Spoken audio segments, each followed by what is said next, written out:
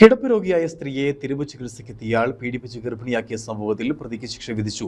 2013 സേനാപതിയിൽ നടന്ന കേസിലാണ് 15 വർഷങ്ങൾക്കിപ്പുറം കോടതി ശിക്ഷ വിധിച്ചത്.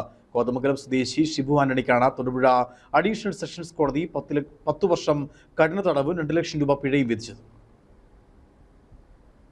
2013 കേസിനാസ്പദമായ സംഭവം നടക്കുന്നത്. സേനാവധിയിൽ അരയ്ക്ക് താഴേക്ക് സ്വാധീനമില്ലാത്ത സ്ത്രീയെ ചികിത്സിക്കാൻ വന്നതായിരുന്നു ഷിബു ആന്റണി. നിർധന കുടുംബമായ ഇവരെ തിരുമു ചികിത്സയിലൂടെ സുഖപ്പെടുത്താൻ കഴിയും എന്ന വാഗ്ദാനവുമായാണ് ഷിബു വീട്ടുകാരുമായി അടുക്കുന്നത്.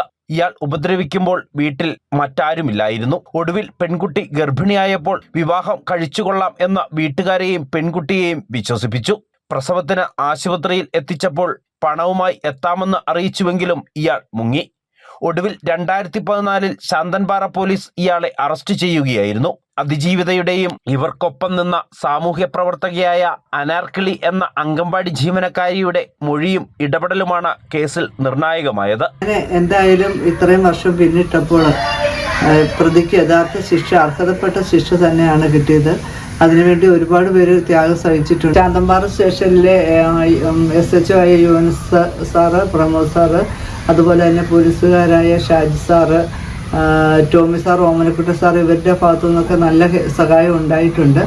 അതുപോലെ തന്നെ പൗലോസ് എന്ന് പറഞ്ഞൊരു SI ഉണ്ടായിരുന്നു. പിന്നെ ഇതിനെല്ലാം ഉപരിയായിട്ട് പറയുമ്പോൾ നമുക്ക് അന്ന് പബ്ലിക് പ്രോസിക്യൂട്ടർ ആയിരുന്ന എബി സാറാണ് ഈ കേസിൻ്റെ ഒരു 95% തീർത്ത് വെച്ചിരുന്നത്. സാറ് നല്ല രീതിയിലുള്ള സഹകരണം, നല്ല രീതിയിലുള്ള ഇടപെടലും ഉണ്ടായിട്ടുണ്ട് ഇതിനകത്ത്. അതിനുശേഷം ലാസ്റ്റ് നിമിഷത്തിലാണ് അഭിലാഷ് സാറ് വരുന്നത്. അഡീഷണൽ പബ്ലിക് പ്രോസിക്യൂട്ടറായ VS അഭിലാഷാണ് അതിജീവിതയ്ക്കായി കോടതിയിൽ ഹാജരായത്. ശാന്തൻപാറ SHOമാരായ TA യൂനസ്, CR പ്രമോദ് എന്നിവരാണ് കേസിൽ അന്വേഷണം നടത്തിയത്. ന്യൂസ് ബ്യൂറോ, രാജകുമാരി.